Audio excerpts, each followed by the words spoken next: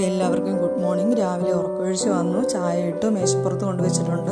പലരും പല ടൈമിലാണ് ഇവിടെ ചായ കുടിക്കാനായിട്ട് വരുന്നത്. അതുകൊണ്ട് തന്നെ നമ്മൾ ആദ്യമേ ഗ്ലാസ്സിലൊന്നും ഒഴിച്ച് വയ്ക്കില്ല. ആവശ്യക്കാർ വന്നിട്ട് അവരവരുടെ ഗ്ലാസ്സിൽ ഒഴിച്ച് വെച്ച് കുടിച്ചേക്കും. ചേട്ടനൊക്കെ ലേറ്റായിട്ടാണ് വരുന്നത്. അപ്പം തണുത്ത് പോകാതിരിക്കാനാണ് ഇങ്ങനെ ഫ്ലാസ്കിലാണ് നമ്മളങ്ങ് അറേഞ്ച് ചെയ്ത് വെക്കുന്നത്. പിന്നെ ഇന്ന് മക്കൾക്ക് കൊടുത്തു വിടാനായിട്ട് ചോറിൻ്റെ കൂടെ തോരനും പൊരിച്ച മീനും ഒഴിച്ചെറിയാണുള്ളത്. ഞാൻ അടുക്കളയിൽ കയറിയ സമയം കൊണ്ട് മോൾ എന്തോ ഡൗട്ടൊക്കെ ചോദിക്കാനായിട്ട് അവളുടെ ചേച്ചിയുടെ അടുത്തോട്ട് പോകുന്നുണ്ടായിരുന്നു. ഹോംവർക്ക് എന്തോ അവൾ കംപ്ലീറ്റ് ചെയ്തില്ല. ആ സമയം കൊണ്ട് ഞാൻ അടുക്കളയിൽ വന്ന് ബാക്കി പ്രിപ്പറേഷനിലോട്ട് ഏർപ്പെട്ടു. തോരനായിട്ടുണ്ട്. പിന്നീട് അതിന് ശേഷമാണ് ഞാൻ കാപ്പിയുടെ പ്രിപ്പറേഷനിലോട്ട് വന്നത്. അപ്പം ആ സമയം കൊണ്ട് മക്കളെല്ലാവരും കുളിച്ച് റെഡിയായിട്ട് വന്ന് ഡൈനിങ്ങിൽ വന്നിരിപ്പുണ്ട്. ഇന്ന് പുട്ടും പഴവുമായിരുന്നു.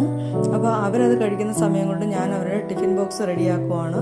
തോരനുണ്ടായിരുന്നു, മീൻ പൊരിച്ചതുണ്ടായിരുന്നു, പിന്നെ തക്കാളിയാണ് ഒഴിച്ചുകറി വെച്ചിട്ടുള്ളത്. തക്കാളി ഒഴിച്ചുകറി ഇവർക്ക് ഭയങ്കര ഇഷ്ടമുള്ളൊരു സംഭവമാണ്. പിന്നെ അച്ചാറൊന്നും ഇവർക്ക് പൊതുവെ ഇഷ്ടമില്ല. അച്ചാറുണ്ട്, എന്നാൽ ഇവർ പറയും അച്ചാറൊന്നും വെക്കേണ്ടെന്ന് പറയും. അതുകൊണ്ട് ഞാൻ അച്ചാറൊന്നും വെച്ചിട്ടില്ല. പിന്നെ ഇത് കെട്ടിക്കൊണ്ടിരുന്ന സമയം കൊണ്ട് അവർ ഏതാണ്ട് അവരുടെ ബ്രേക്ക്ഫാസ്റ്റ് കഴിച്ച് തീരാറായിട്ടുണ്ട്.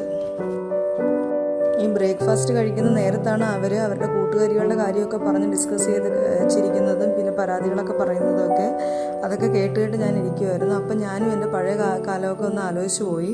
ഇവർ പഠിക്കുന്ന സ്കൂളിൽ 8, 9, 10 ക്ലാസ്സിലെ കുട്ടികൾക്ക് ചോറ് അവിടെ നിന്ന് കിട്ടില്ല.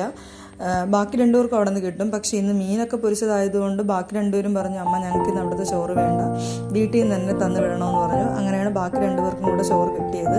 ഇല്ലെങ്കിൽ അവർ മിക്കവാറും സ്കൂളിൽ നിന്ന് തന്നെയാണ് ചോറൊക്കെ വാങ്ങിച്ച് കഴിക്കുന്നത്. നിങ്ങളുടെ മക്കളൊക്കെ എങ്ങനെയാണ്, ചോറ് കെട്ടിയാണോ കൊണ്ടുപോകുന്നത്? അങ്ങനെ ചോറൊക്കെ റെഡിയായിട്ടുണ്ട്. ചോറൊക്കെ കെട്ടി പിന്നെ അതുപോലെ തന്നെ അവരുടെ സ്നാക്സ് റെഡിയായി, വെള്ളമൊക്കെ എടുത്തു വെച്ചു. ഇനി അവർ പോകാനായിട്ടുള്ളൊരു തത്രപ്പാടിൽ നിൽക്കുവാണ്. അപ്പോഴാണ് ടെക്സ്റ്റും നോട്ടും ഒക്കെ എടുത്തിട്ടുണ്ടോ എന്നുള്ളതൊന്നും കൂടെ ഒന്ന് റീചെക്ക് ചെയ്യുന്നത്. അപ്പം 3 പേരും ടാറ്റ ബൈ ബൈ ഓക്കെ ഒക്കെ പറഞ്ഞിട്ട് പോകുന്നുണ്ട്. അപ്പോൾ ചേട്ടനാണ് 3 പേരെയും കൊണ്ടാക്കുന്നത്.